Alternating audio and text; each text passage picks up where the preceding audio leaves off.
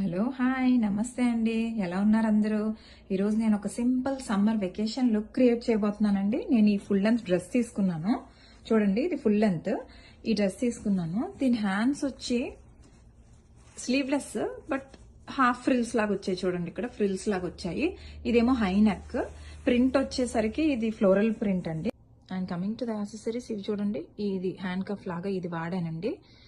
Next ఇవి 2 rings, finger rings ఇవి వాడాను. ఇవి గోల్డ్ అండి, రెండు కూడా గోల్డే. ఈ రెండు కూడా గోల్డే. అండ్ ఇది బ్లాక్ బీడ్స్, ఇది యూజ్ చేస్తున్నాను. ఇది 14 క్యారెట్ గోల్డ్ అండి.